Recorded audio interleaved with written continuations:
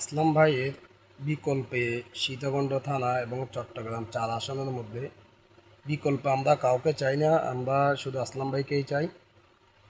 আজকে কথাটি হচ্ছে, আসসালামু আলাইকুম। আপনাদের কি অবস্থা? আলহামদুলিল্লাহ, আমি ভালো আছি। আপনাদের কি অবস্থা অবশ্যই জানাবেন। আর আজকের ভিডিওটি বেশি বেশি করে শেয়ার দিবেন, কেননা আজকের কথাগুলো হচ্ছে আমাদের প্রিয় নেতা লায়ন আসলাম চৌধুরীকে নিয়ে। আমার মনের যে কথাগুলো আছে এগুলো অবশ্যই আপনাদের মাঝে আমি বলার জন্য আসছি। ওই কথাগুলো হচ্ছে, আসলাম ভাই উনি অনেক সরল মনের একজন মানুষ, যে মানুষটিকে সবাই যার যার মতো করে ব্যবহার করতে চায়। কেননা ওনার নাম জায়গায় জায়গায় বিক্রি করে আজকে ওনার নামগুলো খারাপ করেছে। এটা অবশ্যই আপনারা সবাই জানেন, প্রশাসনও জানে। প্রশাসন জেনেও না জানার ভান করতেছে।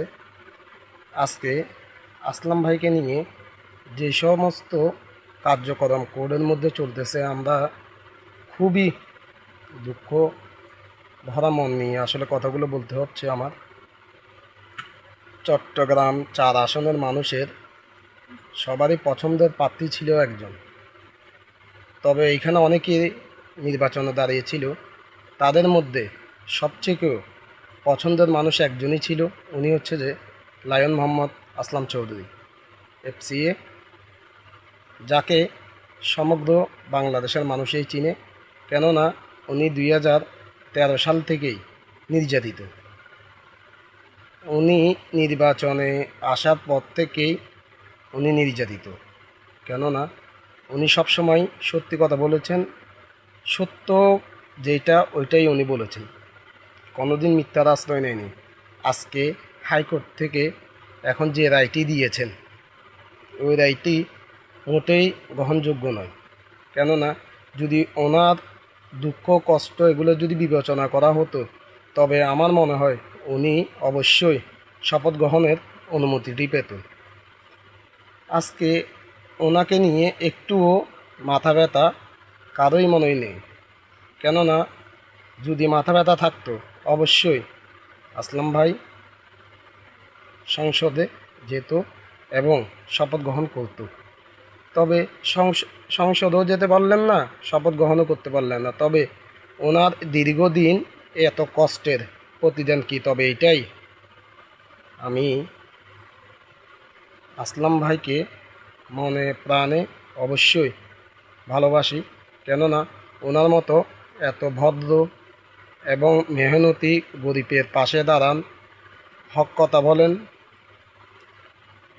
এরকম মানুষ অবশ্যই আর কেউ কোনো দিন, যদি আসলাম ভাই যদি শপথ গ্রহণ করতে না পারে, তবে আমার মনে হয় না কোনো দিন আর কেউ এইভাবে চিন্তা করবে। কেননা আসলাম ভাই এমন একটি মানুষ, যিনি শুধু চট্টগ্রাম নিয়ে চিন্তা করে না, চট্টগ্রাম ৪ আসন নিয়ে চিন্তা করে না, উনি সমগ্র বাংলাদেশ নিয়ে চিন্তা করে। ওনার সাথে আমি 2017 সাল থেকে 2019 সাল পর্যন্ত একটি মামলাতে আমি জেলে ছিলাম। ওনার থেকে যতটুকু সহযোগিতা পাওয়ার আশা করেছিলাম, তার থেকেও বেশি পেয়েছি আমি। তবে আপনারাই বলেন, ওনার কাছে কোনো দল ছিল না। উনি শুধু একটাই জিনিস সবসময় বলতো, যে সবাই মানুষ। তবে সবাই যদি মানুষ হয়, আজকে এই মানুষগুলো কোথায় গেল? আজকে মানুষগুলো কোথায় গেল আমার প্রশ্ন। ভাই, আপনাদের বোন, আপনাদের উদ্দেশ্যে বলি, আমার ভিডিওটি আপনাদের কাছে যাওয়ার সাথে সাথেই দ্রুতভাবে শেয়ার করে দিবেন, যেন সবার কাছে পৌঁছয়। আজকের কথাগুলো স্বয়ংসম্পন্ন রিয়েল একটা ঘটনা, সত্যি ঘটনা, যেটা আমি আপনাদের মাঝে উপস্থাপন করতেছি। আসলাম ভাই উনি খুবই একজন শান্ত মানুষ। ওনার মতো মানুষ আপনারা আরেকটি কথাও খুঁজে পাবেন না। আরেকটা জিনিস আপনারা চিন্তা করে দেখেন, বাংলাদেশের মধ্যে হাজারো মানুষ আছে, হাজার হাজার কোটি টাকা লোন আছে, তবে তাদের লোন নিয়ে ব্যাংকের কোনো মাথা ব্যথা নেই। আসলাম ভাই যে লোনটি আছেন, উনি যদি সংসদে যেতে পারে, সংসদ থেকে ওনার যাওয়ার পরে উনি আস্তে ধীরে ওনার ব্যবসা বাণিজ্য যেগুলো আছে এগুলো বাড়াবে, এগুলোর রানিং করবে, তারপরে আপনাদের যাদের এই ব্যাংক লোন টোন আছে সবাইকে উনি লোনগুলো পরিশোধ করে দিতে পারবে। তবে ব্যাংকে যদি ওনাকে যদি সুযোগ না দেয় তবে এই টাকাটি উনি কীভাবে দিবে, আমার প্রশ্ন এইটা।